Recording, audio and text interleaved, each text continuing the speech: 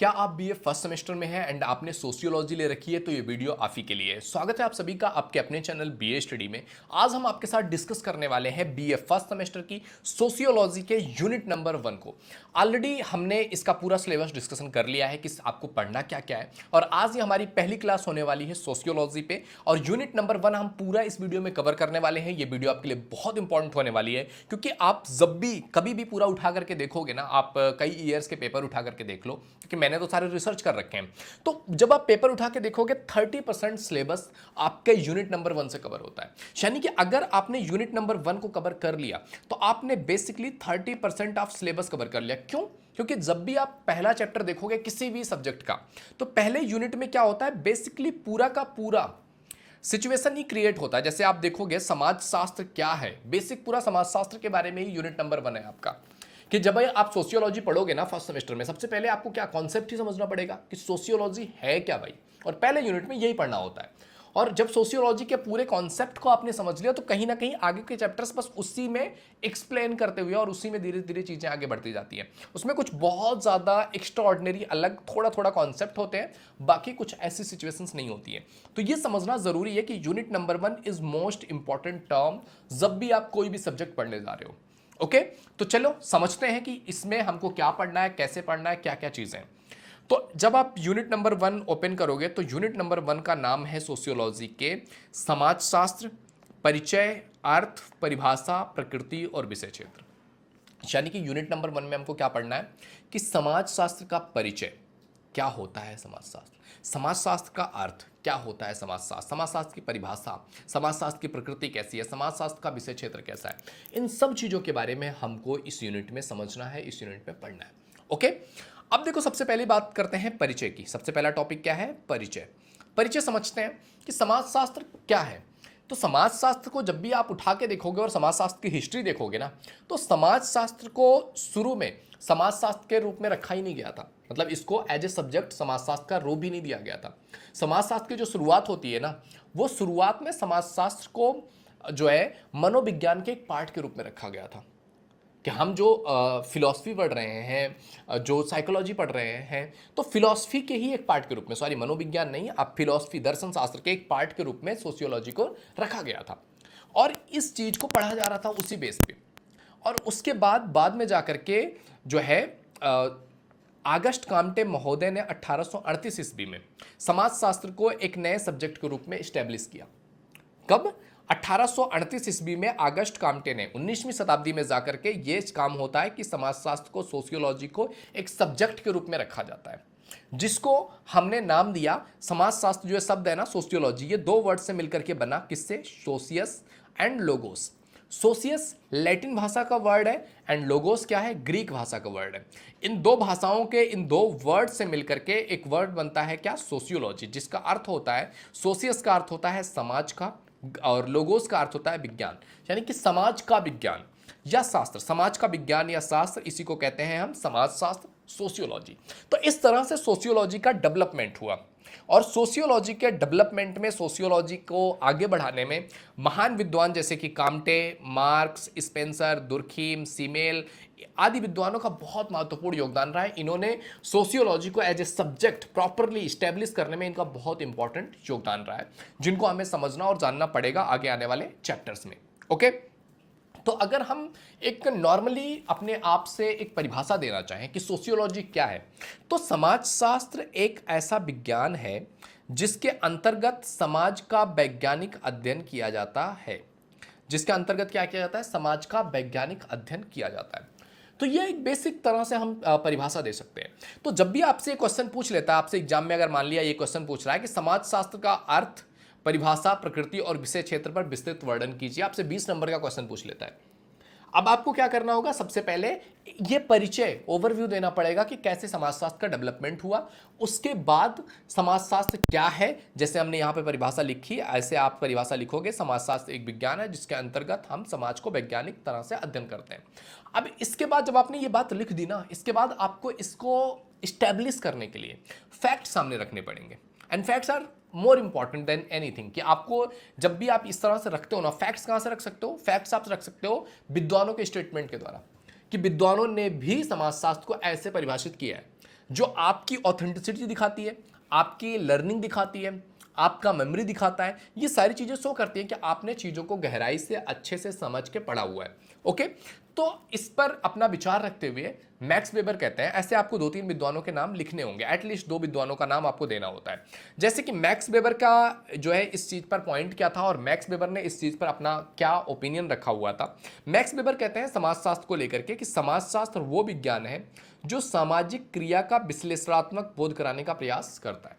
Max weber कहते हैं कि समाजशास्त्र एक ऐसा विज्ञान है ना जो सामाजिक क्रिया का क्या करता है, विश्लेषणात्मक बोध कराता है कि विशेषताओं के साथ ये क्या है, क्यों है, कैसे है, क्यों वर्क करता है, वो चीज़ को एक विश्लेषणात्मक तरीका देता है। ये कहानी थी, ये स्टोरी थी, ये ओपिनियन था मैक्स वेबर का। अब बात करते हैं इसी पर अपना विचार रखते हुए सोरोकिन कहते हैं कि समाजशास्त्र सामाजिक सांस्कृतिक घटनाओं के सामान्य स्वरूपों, प्रारूपों और विभिन्न प्रकार के अंतःक्रियाओं का सामान्य विज्ञान है। सोरोकिन क्या कहते हैं इस टॉपिक पे? सोरोकिन कह रहे हैं कि समाजशास्त्र जो है वो सामाजिक और सांस्कृतिक घटनाओं का, कि जो भी हमारे समाज में घटनाएं हो रही हैं, जो भी हमारे कल्चरल घटनाएं हैं, तो जो भी सामाजिक और सांस्कृतिक घटनाएं हैं उनके सामान्य स्वरूपों, उनके प्रारूपों या उनके बीच में सामाजिक और सांस्कृतिक चीज़ों के बीच में क्या कनेक्शंस हैं, क्या संबंध है, इन सब चीज़ों का एक क्या है, सामान्य विज्ञान है। तो बेसिकली संस्कृति और समाज, इन दोनों को साइंटिफिकली समझने की कोशिश को ही समाजशास्त्र कह सकते हैं, ऐसा मानना था सोरोकिन का। तो इस तरह से हमने कहाँ तक चीज़ें कवर कर ली, हमने इस चैप्टर का परिचय कवर कर लिया, अर्थ कवर कर लिया और विद्वानों की परिभाषा भी दे दिया। तो यहाँ तक हमने इस तरह से लिखना है, इस तरह से अपनी बात रखनी है। इसके बाद अब हमको पढ़ना है क्या, प्रकृति के बारे में, कि समाजशास्त्र की प्रकृति कैसी है। तो जब हम समाजशास्त्र की प्रकृति की बात करते हैं ना, तो समाजशास्त्र की प्रकृति यद्यप वैज्ञानिक है, मतलब मोस्ट ऑफ द स्कॉलर्स, विद्वानों ने इसको विज्ञान सिद्ध करने की कोशिश की है कि समाजशास्त्र एक विज्ञान की तरह है, विज्ञान की तरह उन्होंने स्टैब्लिश करने की भी कोशिश की है। तो समाजशास्त्र यद्यप जो इसकी प्रकृति है वो क्या है, वैज्ञानिक है, तथापि वह भौतिक विज्ञान की तरह पूर्ण यथार्थवादी नहीं है। जबकि वो भौतिक विज्ञान की तरह क्या है, पूरी तरह से यथार्थवादी नहीं है। यानी कि सामाजिक विज्ञान विज्ञान तो है, समाजशास्त्र विज्ञान तो है, लेकिन वो भौतिक विज्ञान की तरह विज्ञान नहीं है। भौतिक विज्ञान की तरह विज्ञान नहीं है मतलब क्या है, इससे क्या समझ में आता है? इससे समझ में यह आता है कि भौतिक विज्ञान के जो कॉन्सेप्ट है ना, फिजिक्स के जो कॉन्सेप्ट है वो क्लियर है कि गुरुत्वाकर्षण है तो कोई भी सामान आप उठा के ऊपर फेंकोगे तो वो नीचे ही गिरेगा। ये गुरुत्वाकर्षण का सामान्य सिद्धांत है। ये 1000 साल पहले भी काम करता था, 1000 साल बाद भी काम करेगा। तो गुरुत्वाकर्षण का सिद्धांत है और वो वर्क करेगा। 1000 साल पहले भी 2 हाइड्रोजन 1 ऑक्सीजन मिला करके पानी बनता था, आज भी बनता है, 1000 साल बाद भी 2 हाइड्रोजन 1 ऑक्सीजन मिलकर के पानी बनेंगे। तो ये क्या है, ये कॉन्सेप्ट है। ये जो साइंस है, ये साइंस यथार्थवादी है, मतलब कि इसको आप एक्सपेरिमेंट करके देख सकते हो और बार बार आपको सेम रिजल्ट मिलेगा। लेकिन जब आप समाज के विज्ञान को समझने की कोशिश करोगे तो समाज के विज्ञान के जो एलिमेंट्स हैं वो क्या है, लोग हैं, इंसान है, और इंसान कभी भी सेम नहीं रहता है। इंसान बदलता रहता है, उसका मूड बदलता रहता है, उसकी सोच बदलती रहती है, उसकी थिंकिंग बदलती रहती है। वो हर एक जगह पर हर एक इंसान डिफरेंट तरीके से वर्क कर रहा होगा, और एक ही इंसान भी डिफरेंट तरीके से वर्क कर सकता है। एक ही इंसान के अंदर आपको दुनिया का सबसे बेस्ट इंसान भी दिख सकता है, एक ही इंसान के अंदर आपको दुनिया का सबसे वर्स्ट इंसान भी दिख सकता है। एक ही इंसान की सुबह के टाइम पे आप जाकर के उससे बात करोगे, मे बी वो बहुत खुश हो, शाम तक उस इंसान को वो इंसान बहुत दुखी हो सकता है, या अगले ही मोमेंट वो इंसान बहुत फ्रस्ट्रेट या दुखी हो सकता है। आज जाकर के आपने किसी इंसान को क्वेश्चन किया है, वो हो सकता है उस क्वेश्चन का दूसरा रिप्लाई दे, अगले दिन जाकर के आप उस इंसान से वही क्वेश्चन करोगे, शायद वो दूसरा रिप्लाई दे। मे बी तुमने जाकर के कुछ पूछा और सामने वाला इंसान फ्रस्ट्रेटेड है, उसने कुछ भी बोल दिया उल्टा सीधा, अगले दिन वो इंसान शांत है, आप जाके पूछोगे शायद वो अलग तरीके से एक्सप्लेन करेगा। तो जो समाज शास्त्र है ना, और समाज शास्त्र की जो प्रयोगशाला है वो क्या है, समाज, और समाज बदल रहा है, चेंज हो रहा है। तो इसको प्रॉपर भौतिक विज्ञान की तरह तो नहीं रखा जा सकता, लेकिन हाँ इसमें भी जो है विज्ञान की तरह बहुत सारी चीज़ें होती हैं, बहुत सारी चीज़ें चलती हैं, और कहीं ना कहीं एक रूप में आप एक मानव भूगोल की तरह या एक तरह से मानव विज्ञान की तरह इसको ले सकते हो। तो विज्ञान है, लेकिन वो भौतिक विज्ञान की तरह यथापि नहीं है, ऐसा इसकी प्रकृति है। अब प्रकृति तो हो गई कि हमने देख लिया कि हाँ विज्ञान है, विज्ञान मानते हैं इसको, पूरी तरह से फिजिक्स की तरह नहीं विज्ञान है, बाकी विज्ञान है। अब हमने इसकी प्रकृति को समझा, अब हमको समझना है लास्ट चीज क्या, इसका विषय क्षेत्र। अब इसके विषय क्षेत्र को जब आप समझने की कोशिश करोगे ना, तो इसका विषय क्षेत्र अपने आप में काफी ब्रॉड है। मतलब इसको अलग अलग तरीके से समझा जा सकता है जब भी आप विषय क्षेत्र की बात करोगे। विषय क्षेत्र समाज शास्त्र की बात करोगे तो समाज शास्त्र का विषय क्षेत्र क्या है? समाज। कौन सा समाज? इंडिया का समाज या फॉरेन का समाज? फॉरेन में भी कौन सा फॉरेन? एशिया का समाज या दूसरे कॉन्टिनेंट का समाज? किस समाज की बात कर रहे हो? हर समाज में इतने सारे वैरायटीज हैं। इंडिया को उठा के देख लोगे, आपको हजारों टाइप्स के समाज मिल जाएंगे। तो किस समाज के बारे में पढ़ना है और उस समाज की कौन सी चीज पढ़नी है? उसकी आर्थिक, सामाजिक, राजनीतिक, मानसिक, कल्चरल, धार्मिक, सोशल, क्या क्या समझना है? तो बेसिकली समाजशास्त्र की जब आप विषय वस्तु देखोगे तो अपने आप में इतना ब्रॉड है ना कि इसको एक तरह से समाहित करना भी बहुत मुश्किल हो जाता है। तो उसके लिए एक स्पेसिफिक तरीका देना, समझाना कि आखिर अगर हम इसके विषय वस्तु को नैरो करेंगे, क्योंकि अगर सब कुछ पढ़ना है तो फिर तो बहुत ब्रॉड हो जाएगा और प्रॉब्लम हो जाएगी। तो इसको अलग अलग विद्वानों ने अपने अपने कॉन्सेप्ट, अपने अपने थॉट्स, अपने माइंड, अपनी समझ के अकॉर्डिंग इसको अलग अलग तरीके से डिफाइन किया है।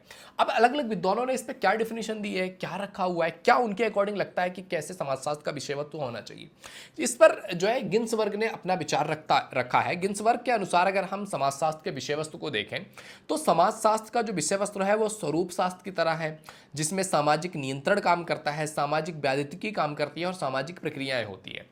तो समाजशास्त्र के विषय वस्तु में हमें देखना होगा स्वरूप शास्त्र को, सामाजिक नियंत्रण को, सामाजिक व्याधिकी को और सामाजिक प्रक्रियाओं को।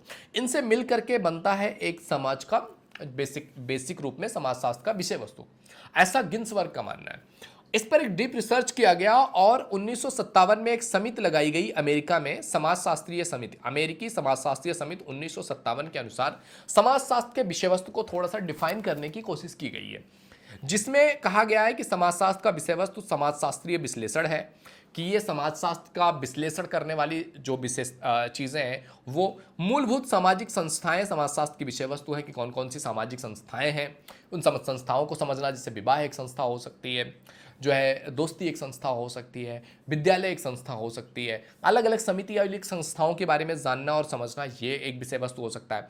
सामाजिक जीवन की प्राथमिक इकाइयों को समझना ये जो है समाजशास्त्र की मुख्य विषय वस्तु हो सकती है।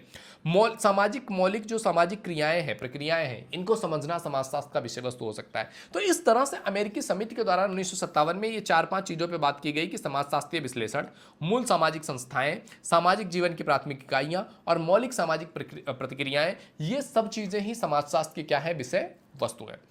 इस पर और डिटेल से जब आप समझने जाओगे ना समाजशास्त्र के अध्ययन को लेकर के विचारधाराएं, कि जब हमने विषय वस्तु डिफाइन कर लिया कि हाँ यार ये सब चीजें विषय वस्तु हैं, तो अब इसके अध्ययन की जो विचारधाराएं हैं कि किस तरह से हम इसको अध्ययन करेंगे, तो इसको 2 विचारधाराओं में तोड़ा गया है, जिसके बेस पर अध्ययन को समझा जा सकता है और समझाने की कोशिश की जा सकती है। ओके, जब हम समाजशास्त्र के अध्ययन की विचारधाराओं पे बात करेंगे तो समाजशास्त्र के अध्ययन की 2 विचारधाराएं सामने आती है। एक आता है आपका स्वरूपात्मक विचारधारा और दूसरा आता है आपका समन्वयात्मक विचारधारा। आई थिंक अभी तक जो मैंने समझाया है ये सारी चीज़ें आपको समझ में आ गई होगी, क्योंकि हर एक चीज़ की अपनी डेफिनेशन है। जैसे इसमें जो समाजशास्त्रीय विश्लेषण की बात की गई कि मतलब समाजशास्त्र की विशेषताओं को समझना कि क्या है समाजशास्त्र, क्यों है समाजशास्त्र, कैसे हम ये चीज़ हमारे लिए हेल्पफुल है, तो वो सारी चीज़ें समझना। मूलभूत सामाजिक संस्थाएं, जैसे बहुत सारी संस्थाएं हैं उसके बारे में हमने बात की है। सामाजिक जीवन की प्राथमिक इकाइयाँ, जैसे परिवार हो सकता है, दोस्त हो सकते हैं, घर, फैमिली, वो सब चीज़ें, तो ये सारी चीज़ें कहीं ना कहीं थी। अब समाजशास्त्र के अध्ययन की विचारधाराओं में 2 विचारधारा बहुत महत्वपूर्ण है। उसमें सबसे पहला स्वरूपात्मक विचारधारा। इस विचारधारा का अपना कॉन्सेप्ट क्या है? इस विचारधारा का कॉन्सेप्ट है कि इस विचारधारा के अनुसार समाजशास्त्र जो है एक विज्ञान है जिसमें मात्र कुछ विशेष प्रकार के संबंधों का ही अध्ययन किया जाता है। इस विचारधारा के अनुसार क्या है कि समाजशास्त्र एक प्रकार का विज्ञान है जिसमें कुछ विशेष संबंधों का अध्ययन किया जाता है। क्योंकि अगर आप समाजशास्त्र की पूरी विषय वस्तु को देखोगे तो बहुत ब्रॉड है। तो बहुत सारे विद्वानों का मानना था कि समाजशास्त्र है जिसमें कुछ विशेष प्रकार के संबंधों का अध्ययन किया जाता है, सबको नहीं अध्ययन किया जाता है। जिसमें इसके मानने वाले हैं क्या है? George Simmel, Max Weber, Tonnies von Wiese. इन लोगों का और भी कुछ लोग हैं जिनका मानना है कि समाजशास्त्र कुछ विशेष प्रकार के संबंधों का ही अध्ययन करता है। यह स्वरूपात्मक विचारधारा थी। एक थी समन्वयात्मक विचारधारा। समन्वयात्मक विचारधारा क्या कहती है? यह विचारधारा कहती है कि समाजशास्त्र एक सामान्य विज्ञान है। जो स्वरूपात्मक थी, उसने कहा था कि समाजशास्त्र एक विशेष विज्ञान है जो विशेष प्रकार के समाज सिद्धांतों का अध्ययन करता है। समन्वयात्मक विचारधारा कहती है कि ये अनुसार समाजशास्त्र एक सामान्य विज्ञान है जिसके अंतर्गत सभी सामान्य संबंधों का अध्ययन किया जाता है। सभी सामान्य संबंध, जितने भी सामान्य संबंध हैं, उन सभी सामान्य संबंधों का अध्ययन किया जाता है। यह मानना था किसका, जो है अन्य विचारकों में, जैसे सोरोकिन हो गए, दुर्खीम हो गए, हॉबहाउस हो गए, गिन्सबर्ग हो गए, इन सारे विद्वानों का मानना था कि समाजशास्त्र में सभी चीज़ों का अध्ययन किया जाता है, सभी संबंधों का अध्ययन किया जाता है, सभी सामान्य नॉर्मली जितने संबंध है ना, सबका अध्ययन किया जाता है। तो ये दो विचारधाराएं हैं जिनके आधार पर समाजशास्त्र दो गुटों में बट गया था, एक ये गुट और दूसरा ये गुट।